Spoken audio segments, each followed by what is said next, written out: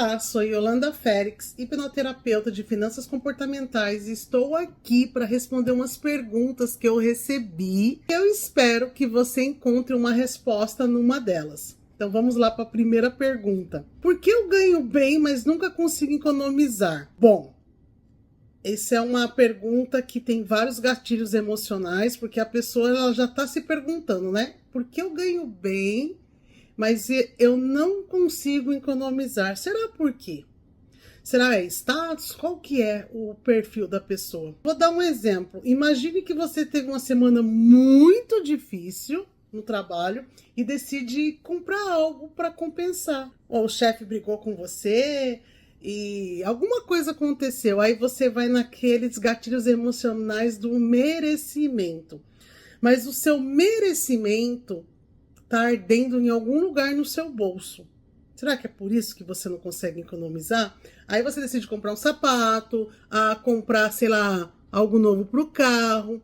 Em vez de você economizar e lavar seu carro, você pagar uma lavagem deluxe no seu carro. E você começa a sabotar suas próprias finanças, né? Então é por isso que às vezes esses deslizes, né, vai acontecendo ao longo do seu mês e chega no final do mês, você não conseguiu economizar. Então, a minha dica para você, começa a anotar essas coisas. Quando você começar a ter consciência que você precisa anotar e quando você pegar esse caderninho da anotação dos meus deslizes financeiros, você vai ver como que você está sabotando a sua vida. Vou para a segunda pergunta, que é essa aqui. Como lidar com o sentimento de culpa após gastar o dinheiro? Sabe o que é isso, gente? Tem muitas pessoas que gastam pelo momento da emoção. Elas realmente são impulsivas, né? São compulsivas e compra e faz esse gasto. Vou dar um exemplo. Um amigo fez um aniversário, assim, muito em cima da hora, e você foi lá e comprou um presente que estava mais fácil no meio do caminho. Se você tivesse antecipado, esse presente poderia ter saído 1/5 do valor. Mas como você foi impulsiva, você estava a caminho do seu amigo que estava fazendo aniversário, você foi lá, em vez de pagar R$ 50 no presente, comprou um presente de 180. Aí você vem aquele sentimento de culpa, né? Porque depois chega a fatura do cartão para você pagar. Para você não se sentir mal, você tem que praticar o perdão. O que é? Pratica o Ho'oponopono, sabe? Me desculpa, me perdoa, eu te amo, eu sou grato. Traga isso para a consciência. E na próxima vez, você não vai mais fazer isso, porque você já criou uma consciência de que você foi compulsiva e foi lá e comprou o presente no imediatismo, beleza? Mais uma. Vou para a terceira pergunta. Como eu posso criar um orçamento que eu consiga seguir de verdade? Bom, a minha sugestão é você praticar o método 50-30-20. Que método é esse? Você separa 50% do seu salário para as necessidades básicas, que são aquelas despesas que você precisa todo mês, que é aluguel, comida, alguma outra necessidade, os utilities, tudo que você quer é aquilo que você precisa pagar todo mês. Eu não estou falando de prestação, tá, gente? Eu tô falando, a não ser que for um mortgage da casa, né? Você comprou uma casa, comprou um apartamento, mas se for aluguel, necessidades básicas, é 50%. Então, se você ganha R$ 10.000, 5.000 é para isso. Os outros 30%, que seriam os 3.000, seria para lazer e outras coisas mais, que seria um curso, um autoconhecimento, uma faculdade, um curso extra que você poderia colocar, que são a lista de desejos, tem que estar incluso, inclusive as viagens, tem que estar incluso aquele presente que você costuma dar para a família nos aniversários, festa de casamento, essas coisas tem que estar nesses desejos dos 30%. Os outros 20%, eu indico para vocês separar 10% para você guardar para sua aposentadoria, investimentos futuros que você não vai usar em curto prazo. E os outros 10% eu indico para você separar para pagar dívidas. Sabe aquelas dívidas que você é incontroláveis, que você sempre faz um carnêzinho aqui, um cartão de crédito, um gasto extra ali? Então, esses 10% são para dívida.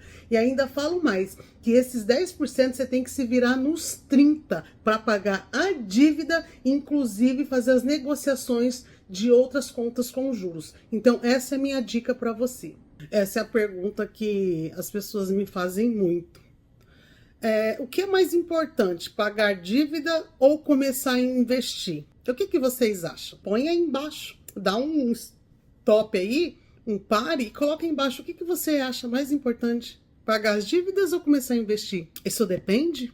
Depende mesmo, gente, porque é uma pergunta que eu tenho que responder conforme a análise individual de cada um, porque dívidas são vários fatores de dívida. Por exemplo, você tem um cartão de crédito que você paga um juros de 10% ao mês, né? Claro, tô falando 10%, mas sei lá, 20%, 25%. Mas vamos ali nos 10%. Você paga 10% ao mês se você não pagar a fatura inteira do cartão. E você tem um investimento que está te rendendo 1%. O que é melhor você fazer? Sacar aquele dinheiro do investimento e pagar a dívida do cartão que você não conseguiu saldar ao mês? Ou você continuar devendo o cartão de crédito e criando aquela bola de juros e você o dinheiro parado lá investindo? Claro que não, né, gente? Saca o dinheiro do investimento e quita a dívida. Esse é a melhor solução para você. Agora, se você tem uma dívida que é ao contrário, você está pagando 3% de juros numa dívida e seu dinheiro está rendendo lá 10% ao mês, claro que você não vai sacar o dinheiro para pagar a dívida, né? Você vai equilibrar com juros para pagar essa dívida. Então, essa é a minha dica para você. Analise. A próxima pergunta é essa aqui. Por que eu procrastino tanto para organizar minhas finanças? Mas será por quê, hein? Será por quê? Será que é compulsão emocional? Gente, o que eu tenho de sugestão para vocês é ir quebrando esses gatilhos que vocês têm. É com simples passos que vocês começam a identificar como que tá fugindo o dinheiro de vocês. Então, comece assim, bem pouquinho. Pega um dia e anota um gasto do dia inteiro. Quanto você gastou no café, quanto você gastou no almoço, quanto você gastou na condução, quanto isso, quanto aquilo. E faz isso um dia. Aí no outro dia você faz de novo. Aí no outro dia você faz de novo. No outro dia. Quando você tiver 30 dias, você pega o seu caderninho que você anotou isso. Gente, isso não leva 5 minutos. Você tá no ônibus, no carro, antes de você descer do carro, chegou em casa. Você na hora você vai lembrar, puta, gastei R$2 nisso, 5 naquilo, 20 naquilo, foi 30 no almoço. Põe lá. Não precisa você fazer a soma não. Se você quiser, você faz a soma na hora. Mas faz isso um dia por vez. Quando você chegar nos 30 dias, você vai ver quanto que você gastou desnecessariamente. Você vai fazer ali, ó, pega uma caneta vermelha e faz um risco assim. Poxa, poderia ter economizado aqui. Aí você vai saber para onde que tá indo o seu dinheiro. E assim você consegue quebrar esse tabu que você não controla os seus gastos. Porque é dessa forma que você vai quebrar essa procrastinação e começar a ter um hábito saudável de manejar o seu dinheiro. Bom, a próxima pergunta, eu tenho várias, mas eu selecionei acho que as que o pessoal tem mais curiosidade de saber. Como o meu relacionamento com o dinheiro foi influenciado pela minha infância? Puxa, mas essa é bem fácil, né? Eu acredito que as crenças herdadas que nós temos desde a infância, principalmente quando vem de uma família mais humilde, onde a escassez falou muito, ou, por exemplo, no meu caso, quando a inflação era descontrolada, por exemplo, o arroz trocava de preço nas prateleiras 3 vezes por dia. Eu era criança, mas eu me lembro que minha mãe falava assim, filha, deixa o dinheiro para comprar o arroz, mas vai de manhã porque à tarde tá mais caro. Então, os nossos pais, por algumas questões, nossos avós, a família, amigos, tinha falado assim, o dinheiro é sujo, os ricos são egoístas, dinheiro traz desavença na família. Quem disse que o dinheiro é sujo? O dinheiro é sujo porque ele passou de mão em mão durante o dia inteiro, principalmente nessa época de inflação aí, que era muito dinheiro para lá e para cá, não era que nem agora com cartão. Então, o dinheiro sujo é isso, é porque passou de mão em mão, vem bactéria, tinha que limpar, só que eles levou um outro significado para isso, entendeu? Ah, os ricos são egoístas. Não é que os ricos são egoístas. Eles lutaram para ter o dinheiro deles. Claro que tem aquela famíliazinha, né, que herda, né, que acaba sendo esse povo egoísta, mas os ricos não são egoístas, eles dão valor. Todo mundo pode ser rico. Quem é um pai maior do que Deus, que é dono do ouro, da prata, é só você pedir para ele. Porque até a Bíblia diz, quando você pede com fé e acredita que você vai ter, você vai receber. Então começa a mudar essa crença limitante dos seus pais, que o dinheiro não presta. O dinheiro é sujo nada. O dinheiro lava as mãos com álcool, se você acha que o dinheiro é sujo. Então cada vez que você pegar um dinheiro, você fala, esse dinheiro é abençoado. Esse dinheiro é abençoado, esse dinheiro é abençoado. A outra pergunta é, por que eu tenho medo de investir sabendo que é importante? Eu fico me perguntando, né? Por que as pessoas têm medo de investir? Ah, porque acha que o dinheiro vai sumir? Eu acho que você tem que ter medo de investir em criptomoeda, porque eu já me ferrei com criptomoeda. Esse é o medo mesmo, né? Porque a criptomoeda, se você não ficar com o seu zoinho ali no computador o dia inteiro, naqueles gráficos ali, na hora que ele sobe, desce, sobe, desce, sobe, desce, sobe, desce, é perigoso, né? Inclusive os maiores bancos investidores, as maiores corretoras sempre falam isso pra gente, e as pessoas sérias não gostam de falar muito sobre a criptomoeda. Então, para investir em criptomoeda, é um dinheiro que você pode esperar bons frutos, como pode esperar maus frutos. Mas o que você tem que fazer? Os primeiros passos. Comece investindo R$50, R$30, eu não sei quanto que você ganha. Mas na hora que você determinar esses 10% que eu falei para vocês, lembra, 20%, 10% para pagar dívida, que a maioria que está ouvindo isso está com dívida para pagar. Então tira 10% para pagar as dívidas, 10% para investir. Se você começar a investir agora, você aí tem 25 anos, 30 anos, quando você estiver lá com seus 60, 70 anos, você vai estar com uma aposentadoria muito boa, vocês podem ter certeza. É que nem quando você começa a nadar, né? Ninguém vai pro fundo da piscina, vai pro raso primeiro, né? Ficar ali no raso, até pegando confiança com a água, até começar a nadar. Então, o que você faz? Começa a investir pouquinho em renda fixa, vai para renda fixa, tem muita coisa de renda fixa, tem títulos do governo, tem várias coisas. Por exemplo, quando eu comecei a investir meu dinheiro, eu não entendia nada, não entendia nada. Então eu comprava título de capitalização no banco. Eu lembro até hoje que eu comecei a pagar o título de capitalização no banco para fazer o muro da minha casa. E eu nunca fui sorteada, fui uma vez só, mas é uma história para outro dia. Eu nunca fui sorteada. Nisso que eu fiquei esperando ser sorteada, eu já tinha feito o muro da casa quando o dinheiro saiu, porque sempre ficava lá 5 anos, né? Eu sempre deixava 5 anos. Aí, quando o dinheiro saiu, eu usei o dinheiro para outro investimento. Então, começa com título de capitalização, até você entender de corretora, comprar título do governo, entender mais de investimentos, que não é o que eu estou trazendo aqui para vocês, eu estou trazendo mais consciência emocional, né? De finanças comportamentais é o que eu quero trazer. Então começa aos pouquinhos, começa a pagar qualquer coisa, eu não sei, tô dando só uma sugestão, mas vocês podem escolher qualquer outra coisa. Pagar uma previdência privada, alguma coisa. Essa aqui é boa, me faz lembrar da minha juventude. Como lidar com amigos e familiares que me influenciam a gastar mais? Eu acho que você tem que estabelecer limites. O que é importante para você? Quando uma família, um amigo te convidar você para ir para um restaurante caro, por exemplo, e você vê que isso vai sair do seu orçamento, porque você já tem um objetivo planejado, você pode sugerir um lugar mais barato e dizer assim para a pessoa, assim, olha, eu gostaria de passar muito um tempo com você, mas está fora dos meus objetivos nesse momento. Se você não puder ir em um lugar mais barato, vamos tomar um café na minha casa, vamos comer um bolo, qualquer coisa. É isso que vocês têm que fazer. E para aqueles amigos que te convidam, na verdade, para poder querer influenciar do seu bolso, meu amigo, esse você corre, viu? E dá um corte mesmo, porque existe muitas pessoas assim.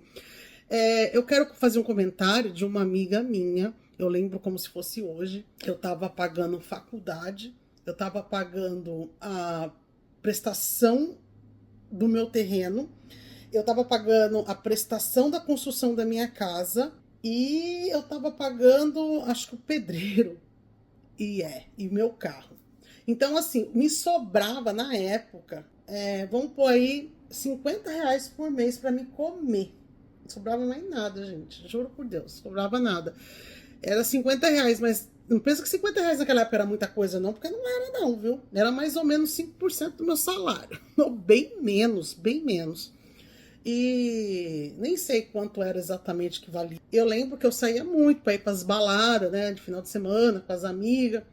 Aí, sempre balada cara. Aí um dia eu falei assim: oi, amiga, você nunca mais, você não tá saindo mais, nunca mais me convidou e tal. Ela virou pra mim e falou assim: Iô, ela me chamava de Iola. Iola, eu vou falar bem a verdade pra você. Eu adoro sair com você, mas eu sei que você tá pagando um monte de coisa, eu sei que você tem objetivo nessas coisas, então eu não convido você, eu nem levanto a hipótese de você ir pra você não deixar de fazer suas coisas e ir conosco. Cara, eu nunca esqueci isso. E acho que se ela um dia ouvir esse vídeo aqui, ela vai saber quem é. Eu nunca esqueci. Nunca esqueci mesmo. Obrigada, amiga, de você ter pensado em mim naquela época.